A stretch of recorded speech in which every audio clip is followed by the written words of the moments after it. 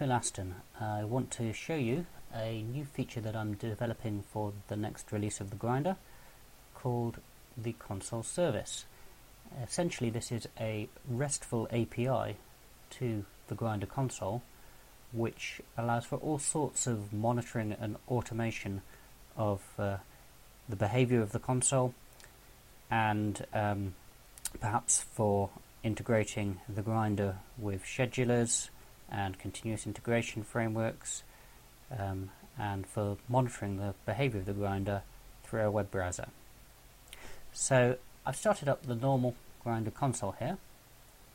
In 3.10 the console has a new option. It has a HTTP service port and the default value is 6373. So in addition to the standard port 6372 where the Grinder agents connect to, this port controls where the console service listens. So I can point a browser at that and do something fairly simple like ask for the version of the Grinder. And there we are. It's the Grinder version 3.10 snapshot because it's not yet released. Let's do something a little bit more interesting. Let's ask for console options. There we are. So those are all the console options or properties. So we'll see various settings there. And if I change the settings here, so let's set the sample interval and something a little smaller and refresh, then the sample interval changed. Good. So this is all well and good, but currently with a browser all you can do is get data from the console, and we're going to want to also modify the data and to send actions to the console service. So to do that I'm going to use a command line tool called curl, but you can just as easily use my command line up. There we go. You could just as easily use a scripting language with a RESTful client API or Java or perhaps even the Grinder itself. So first of all let's just repeat from the command line what we did from the browser. So do curl and then we want the URL.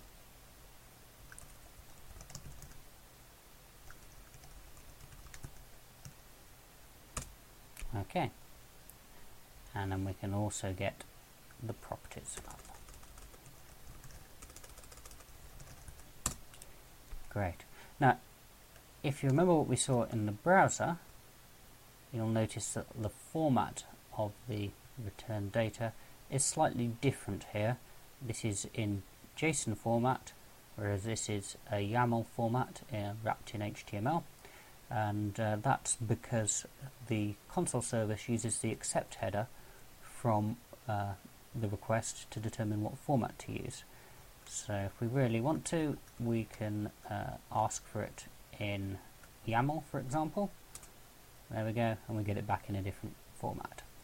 But throughout this demonstration I'm going to continue just to use JSON, which is the default format. So what shall we do? Having got the properties, we notice one of them here is a little funky, the properties file. We're going to be using script distribution here, so that means we're going to collect all the scripts that we want and manage them locally to the console. You can see from the console user interface here, this is the currently selected script distribution directory, and one of the things that we need to do when we're using script distribution is to set the Grinder properties file that we're using. So if I just open this here, you can see this is our standard sample Grinder properties file, and we need to make sure that that's selected. And if we look in the properties, currently that's set to something rather funky. So let's change that. And in order to change it, I need to issue an HTTP put request. Now by default, curl and the browser will be sending GET request, so let's change that.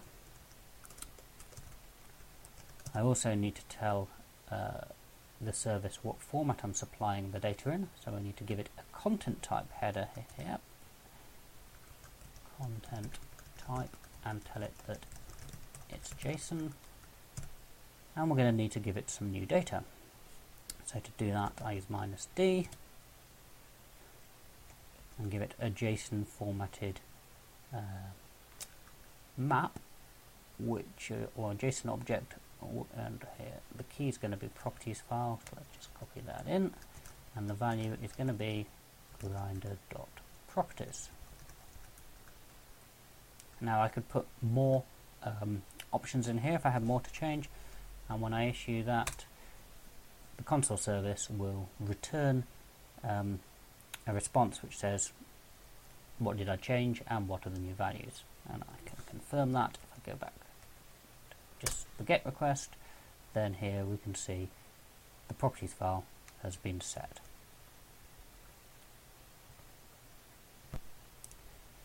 So the next thing that I want to do is to start up an agent. So if I just switch this terminal window here, okay, and what shall we do? Right, so I'm going to do this from a temporary directory, because the agent would typically be running with its own local directory and its own local cache store, and possibly also on a completely different machine. And I'm going to start it here with the class path into my source tree, netgrinder. So there we go, we've connected to the console. I can confirm that in the user interface, and of course I can also confirm it from the command line using the console service, localhost 6373 agents status. There we are. So here we can see we've got one agent up and running, and that agent doesn't yet have any worker processes because we haven't started any. So before we start them, let's send the agent all of the files in the distribution directory. So all of these files. We currently the agent cache, where it keeps a copy of these files locally, the agent cache will be empty, and we can confirm that by asking what the file's status is. There we go. File status, the cache is stale, so we need to distribute the files to update the caches. So we do that by sending an action. So because it's an action, rather than actual data that we're supplying, we use the HTTP post method, and the action is called distribute. So that's started a file distribution. In fact, if I switch over to the agent terminal here, you can see that it's updated the file store with all of these files that are in this directory. We can also see that by going back to the file status command. I should just refresh the terminal so you can see that.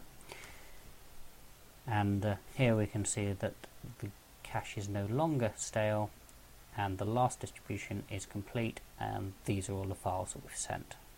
So that's all good. So now we're going to start some worker processes.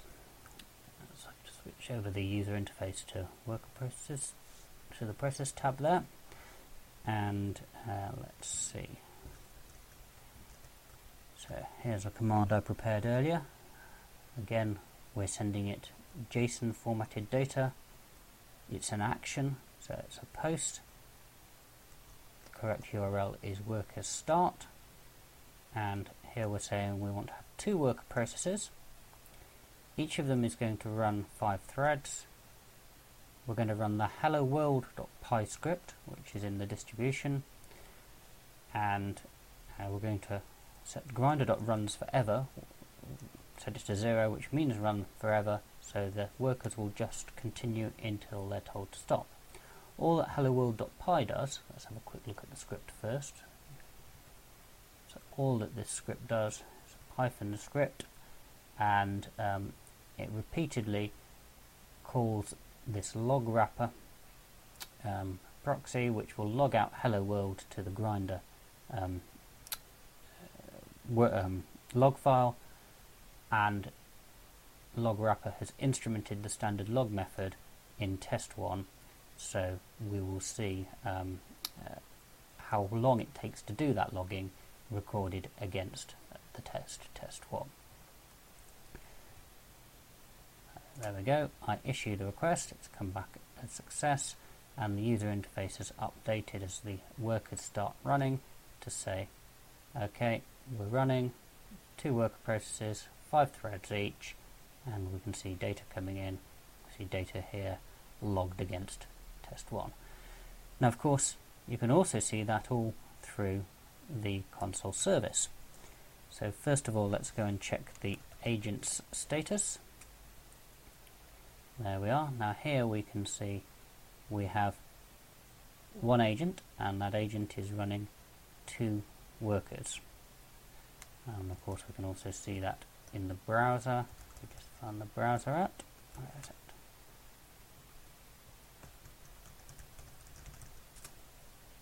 In a slightly nicer format. Right.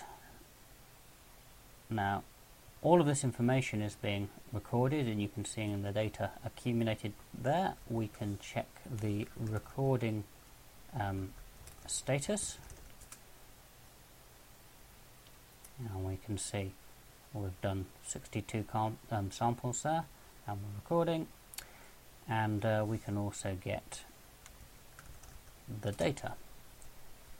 So every time I issue this command, we'll get the latest data, and you can see the numbers are slowly changing there, and that corresponds to the data that we're seeing here. So we've done 5 million tests there. We can see the number down here as well, so if I issue that again, there we go, nearly 6 million. Right, so in order to get a stable set of data that we can report against, let's stop the recording.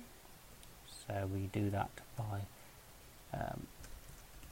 issuing an action, so it's a post against recording stop. There we go, the collection has stopped. The worker processes are still running.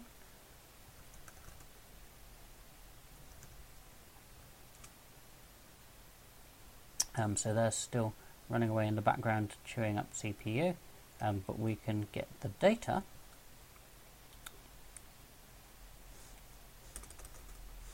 Recording data, and it's a get.